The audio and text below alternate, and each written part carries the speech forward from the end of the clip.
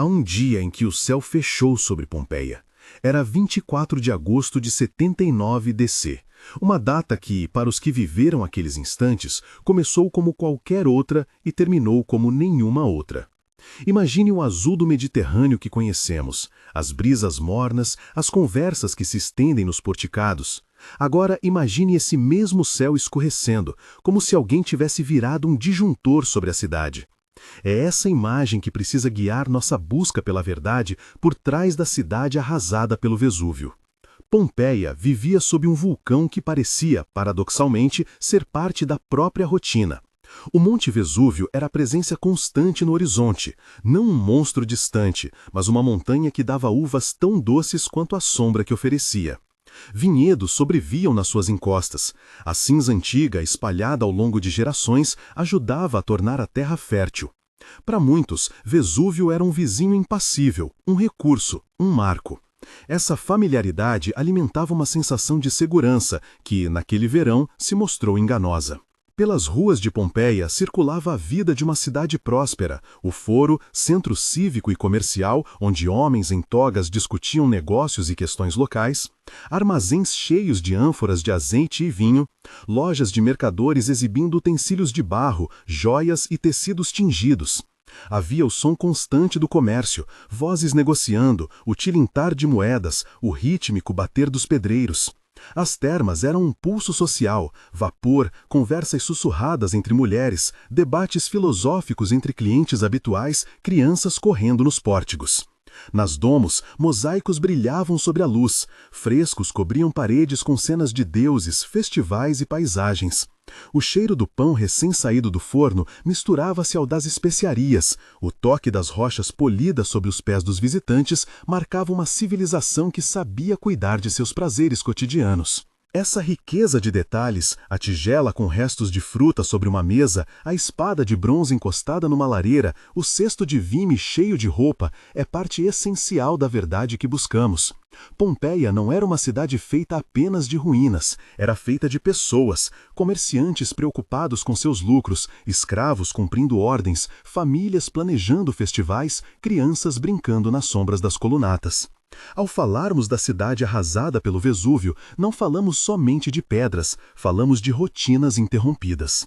Apesar de alguns sinais, a maioria dos habitantes não percebeu a gravidade do que se iniciava.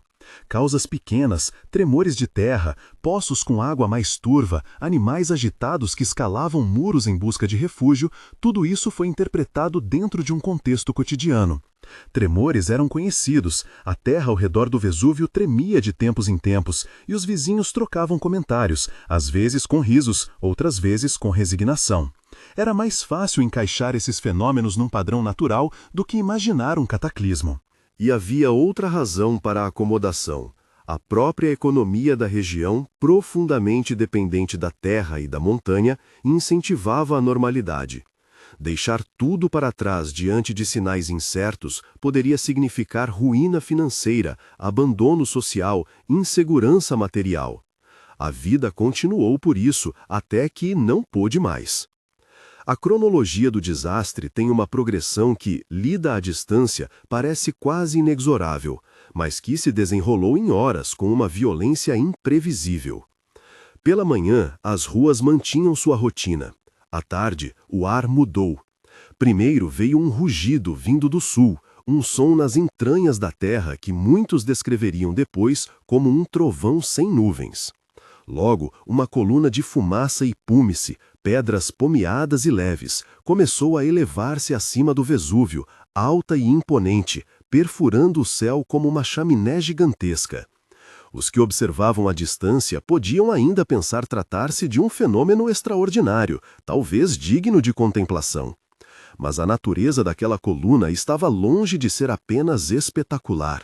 Ela prenunciava uma violência que evoluiria por estágios.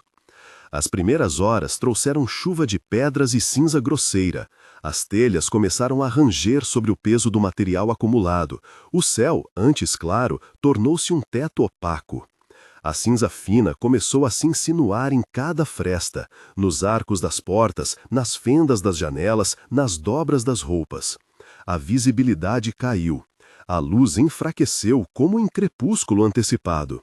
Em algumas partes, a queda de púmice foi tão intensa que telhados cederam sob a carga. As ruas tornaram-se rapidamente trilhas de cinza. Muitos tentaram escapar para o porto, na direção do mar, esperando que a água trouxesse salvação.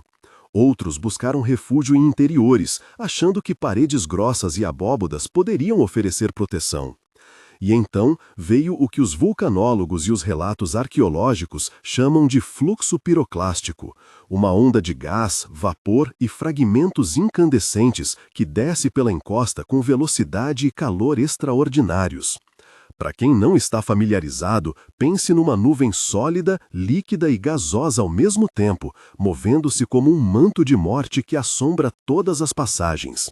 O fluxo piroclástico é uma massa que arrasa, sufoca e queima, uma parede que não pode ser escalada nem contornada.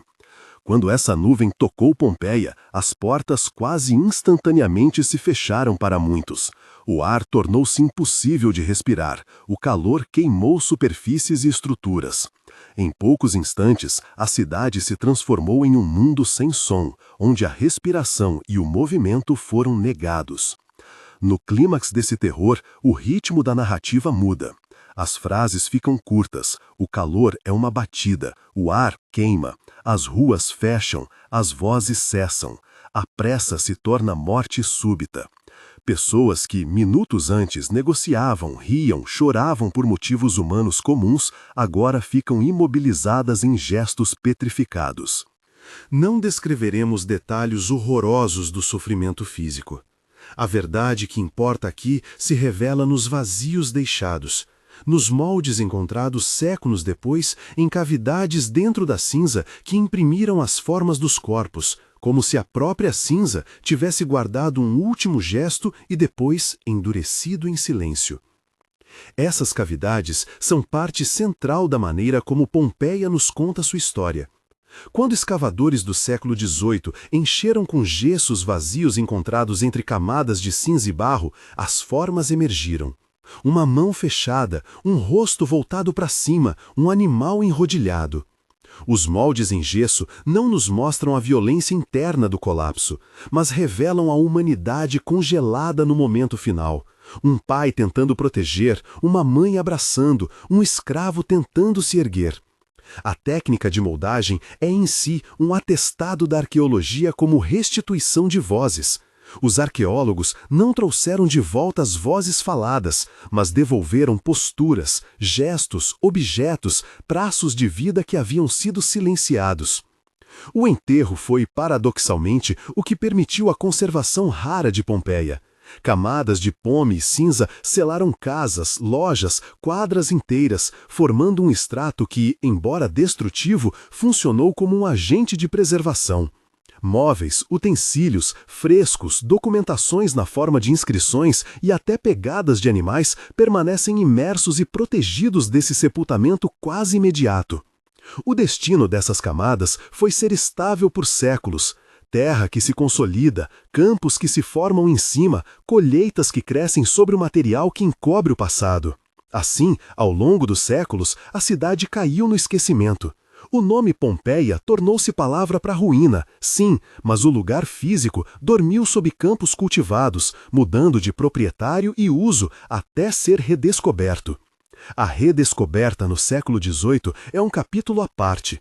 Trabalhadores cavavam por motivos práticos, para alicerces de construções ou em busca de objetos valiosos. Encontraram pedras trabalhadas, colunas, mosaicos. O primeiro arqueólogo que tentou fazer escavações metódicas percebeu que o que emergia não era apenas ruína, era uma cápsula de vida antiga. Descobrir um mosaico intacto, com cenas policromáticas e detalhes surpreendentes, foi como abrir uma janela para um povo que pensávamos conhecer apenas por fontes textuais.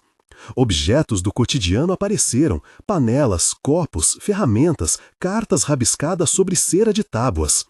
O impacto dessa redescoberta sobre a imaginação europeia foi enorme. Pompeia alimentou o gosto pela antiguidade, inspirou artistas, arquitetos e estudiosos e mudou a maneira como se via o passado clássico.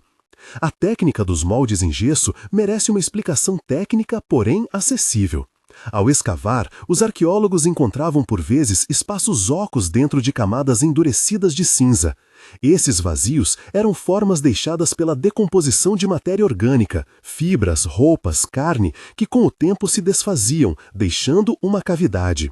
Ao preencher esses vazios com gesso, obtinha-se um negativo, que, quando retirado, correspondia à forma do corpo ou do objeto que estivera ali.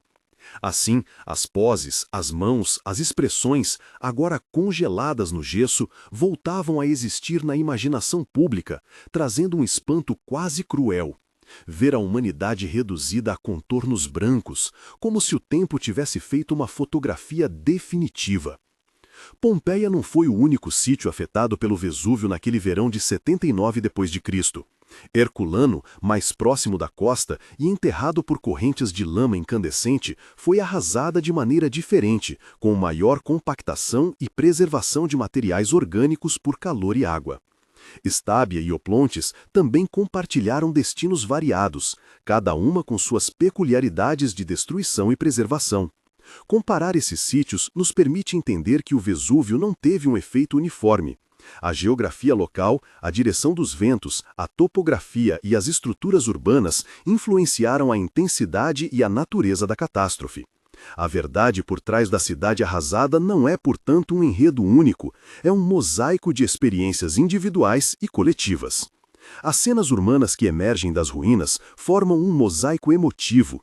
Um pai segurando o filho, um comerciante preso junto aos seus livros e contas, uma mulher com joias ainda no pescoço, um cão acorrentado que não pôde libertar-se. Esses quadros não foram inventados, eles são sugeridos por achados arqueológicos e pelas próprias posições reveladas pelos moldes. Cada um deles nos confronta com uma realidade que é ao mesmo tempo íntima e universal. O último dia de alguém pode ser banhado de aspectos banais, o jantar interrompido, o apagão de uma lâmpada, e ainda assim conter um drama completo. Essa banalidade do último dia é uma lição dura. Não há em Pompeia um registro moralizador ou um castigo que tenha sido imposto. Há vidas que terminam porque a natureza, por acaso e por força, atacou sem discriminação. O silêncio que se seguiu ao enterro, o modo como a cidade foi esquecida sob campos e colheitas, é parte da própria narrativa. Por séculos, o que foi pompeiano foi reduzido a memórias transmitidas por escritos, a ruínas citadas em mapas e a rumores. Essa ocultação permitiu, no entanto, que quando a cidade voltou à luz, ela trouxesse algo excepcional, não apenas pedras, mas o estado preservado de uma comunidade antiga. A arqueologia moderna, com suas técnicas de estratificação, análise de materiais e recordação documental, veio para traduzir essas camadas. Escavar Pompeia é ler em camadas. Cada sulco, cada fragmento cerâmico, cada fio de mosaicismo conta uma parte da história. E essa história não é imutável.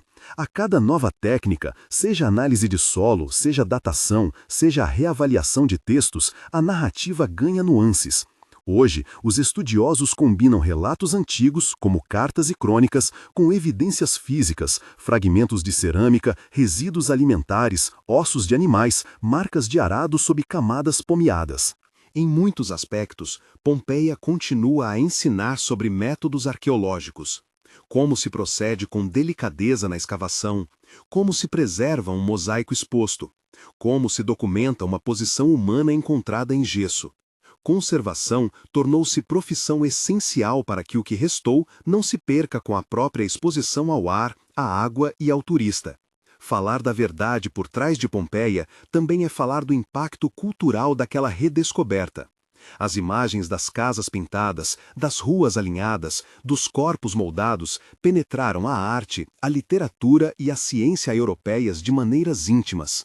Arquitetos copiaram mosaicos, pintores retrataram cenas cotidianas do passado, escritores imaginaram as vozes que se perderam. De certo modo, Pompeia democratizou a antiguidade, trouxe para além dos templos e das bibliotecas a intimidade do lar romano, suas comidas, seu cotidiano. E isso mudou como nos relacionamos com o passado, não apenas como algo grandioso, mas como algo humano. Mas há uma outra lição que Pompeia nos oferece, e que talvez seja a mais perturbadora. a fragilidade da civilização diante de forças que não se dobram à vontade humana. Em nossas vidas modernas, construímos rotinas que parecem sólidas, economias, códigos legais, arranjos sociais. Pompeia nos lembra que, por mais que nos organizemos, existe sempre um elemento de contingência, um risco que pode reeditar a sensação de perda em qualquer tempo. Essa não é uma lição de pessimismo, mas de humildade histórica. Reconhecer nossa vulnerabilidade não é negar nossa capacidade de construir. É entender que preservar memória e patrimônio faz parte de um dever civilizatório. A arqueologia, então, aparece como uma forma de restituição. Ao recuperar objetos e posturas, cientistas e conservadores devolvem fragmentos da vida a quem os esqueceu, a nós, sociedade contemporânea, e às gerações futuras. A cada panela recuperada, a cada muro restaurado, a cada mosaico limpo, ouvimos um rumor de vida. Isso cria obrigações éticas, preservar para as próximas gerações, estudar com rigor, interpretar com honestidade. A verdade por trás da cidade arrasada pelo Vesúvio não é apenas sua destruição, é a soma de sua vida, da ligeireza com que foi tirada e da persistência com que, mesmo soterrada, continuou a falar. Voltando ao Vesúvio como personagem, ele permanece hoje como símbolo de ambivalência. Dá fertilidade e, de tempos em tempos, retoma sua face destruidora. As encostas cultivadas continuam a produzir, os turistas sobem para olhar a caldeira, e as comunidades vivem com memórias ancestrais. O vulcão não é, no entanto, um ente moralizado. É um processo geológico com características que devemos estudar e respeitar. A melhor postura diante dele, histórica e contemporaneamente, é a de vigilância informada e de respeito ao conhecimento científico para minimizar riscos e preservar vidas. Quando terminamos essa narrativa, a imagem inicial volta, o céu que se fecha sobre Pompeia. Mas já não é uma imagem apenas de horror. É um caleidoscópio de sentidos. Dias de mercado, risos nas termas, o tilintar de moedas, a sombra do Vesúvio pairando no horizonte. A verdade por trás da cidade arrasada pelo Vesúvio é, em última análise, multifacetada. É tragédia e preservação, é perda e revelação, é silêncio e voz. Se esta história despertou sua curiosidade e você quer entender cada detalhe com profundidade, inscreva-se para continuar explorando conosco. Ao concluir, resta uma pergunta que é também um chamado. O que fazemos com as vozes que emergem das ruínas? Podemos apenas admirar os mosaicos e as formas em gesso, ou podemos traduzir essa admiração em ação, protegendo sítios, apoiando pesquisa, refletindo sobre patrimônio e memória? Pompeia exige mais do que comoção, exige responsabilidade. Cada visitante que caminha hoje pelas ruas restauradas enfrenta um testemunho. Ali viveu alguém que teve os mesmos desejos e medos que temos. E essa proximidade com o passado nos chama à compaixão histórica. A verdade por trás da cidade arrasada pelo Vesúvio é, portanto, também um convite. Um convite para olhar além da dramaticidade da destruição e ver as camadas de vida que permaneceram intactas por 2000 anos. Um convite para reconhecer que a preservação do patrimônio não é mero capricho estético, mas um ato de restituição e respeito.